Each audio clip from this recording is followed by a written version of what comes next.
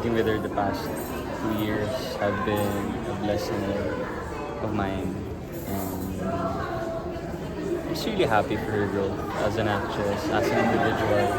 You see her now, working out, nag-jogging na siya. She's been going to cafes, reading books. Just means na she is focused on herself, which is really good. Right? Siyempre kapag tayo kaka-break down natin, hindi naman talaga yung dapat natin gawin. So I'm really happy for her. May plans na ba na parang nagkaya let's check together? Inayan nila ako sa Nuvali. Yan. Aware ka ba na nagba-viral yung tips nung, alam mo, yung pie, yung yung exact value ng pie, tapos yung quiz mo dun sa history na tinatawag ka nila na gwapo na matalino ka. Aware ka ba? Yeah, oo. Yung mga fans naman, sinesend naman nila lahat sa akin. How do you feel na parang ngayon parang fake ka pa sa pagiging Yeah.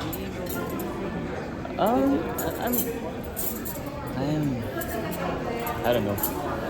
I don't know what to feel. I'm just happy na at the very least they see that side of me.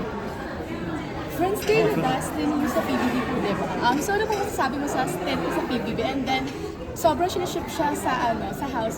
Like, before, So you can do it. masasabi mo? Ha? Relax. So yun po. So what's your parang message kay Dustin? Like sa PBB kasi siya ngayon. And trending siya. Oo nga eh. I'm just really happy for him. The day before he left, the day before he went inside TVB, I just got back from Australia. So nakita kami. So, si Dustin kasi yung pinaka-close ko. Everyday ko siya kausap. Sa pictures. Yeah, everyday kami magkausap literally. So, syempre, big adjustment for me na wala siya. Diba? So, everyday kami siya kasama eh. Lahat ng sikreto ko, alam niya. Lahat ng sikreto niya, alam ko. I just said na I'm really proud of him. Tsaka, binigyan ko siya ng tips like how to act in PBB. Sabi ko lang na I think your objective should be to help everyone. That's it. Kasi Sobrang syempre, mahihain ba siya? Kasi di ba like yung mga clips, parang nakaasar siya dun kay kila Bianca and then sa mga housemates. And then palagi lang siya, parang nahihiya. Ganun ba talaga si Dustin? Like in real life? Kasi mahihain siya. Mahihain siya. Pag siniship siya dun kay Yeah, mahihain kay siya. Ivana Alawi. Mahihain naman talaga si Dustin. Okay, balik muna tayo kay David. Okay, kanina nga, sabi nga, matalino pa, pero hindi pa nakalimutan pa ni Kate, mayaman pa. Di ba? Di ba? Inaano pa yung nuance. Ano lang pwede mo ma-share din sa mga halos ka edad mo, at saka siyempre sa mga kapareho mo rin mga artista na ikaw nakakapag-ipon ka, na-handle mo yung mga finances mo. At yun na nga, pinainggitan ka kasi gwapo na, matalino na, mayaman pa. Hindi naman. Siguro, I think firstly they have to identify what they want in life. Right? If you want to be a doctor, if you want to be a tennis player kasi si Alex Ayala nanalo. Yes. Diba? I'm So proud. yun yung nasa top of mind ko. If you want to be, like you guys, like ano tawag ko sa inyo? Content creators. Hindi ko ba? So, kung ano yung gusto nyo gawin, kailangan nyo lang i-identify kung ano yun, kung bakit nyo gusto maging ganun, at kung paano nyo mararating yung pangarap nyo. Diba? So, yun lang palagi. Ask the question, what, why, and how. Diba? Ayun, David, nga, balik tayo sa Barda rin. Tapos na yung 3-month rule sa inyo after the breakup. So ano na, hanggang doon pa rin ba ang status ninyo ni Barbie? Yung possibility na doon marami sa mga fans ninyo na umaasa na sana kayo na nga. Wala bang feelings talaga na gano'n?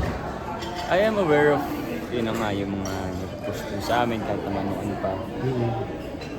At this point kasi, kaka-break lang din ni Barbie, diba? So I think this is the perfect time for her to really focus on herself, improve on herself.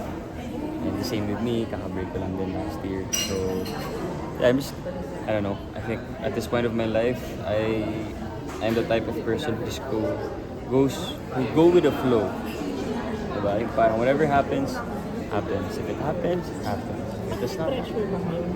Unlike before na alam na lahat na taken si Nati, Barbie. oo, committed kayo. Bakit may pressure? Yung clamor ng fan.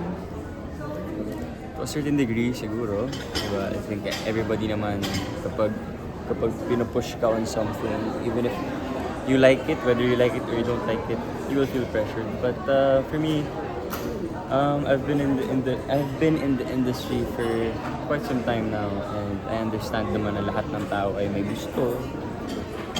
Diba? So we just have to respect what they want. I mean, at the end of the day, still up to me, still up to whoever. Pero nagbago, may nabago ba sa pagtingin mo kay Barbie? Ngayong single na siya? Wala naman. Ganun pa rin naman. But I mean, definitely Or mas we're- naging close kayo lalo?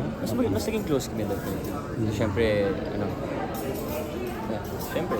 You go out with her? Or lumalabas ba kayong dalawa? O paano? Hindi Na pa. kayo lang? Ah, hindi pa. Sumasama po ka, nag-run sila. Eventually. Oo, kasi Invite ka naman. in-invite nila ako. I've been really busy kasi with everything talaga eh. So, hindi ko, yan, parang wala pa sa priority ko yung medyo mag-have fun. Aware ka ba na after nitong makasalanan, next day na produce ni Manong Chavit, parang ikaw pa rin ang bida? Ano po? Aware ka ba doon na after nitong makasalanan, ang next na nagpo-produce ni Manong Chavit ay parang ikaw pa rin yata ang bida? Wow. Hindi ko po. Ah, hindi mo pa alam. Last question. Thank you ha.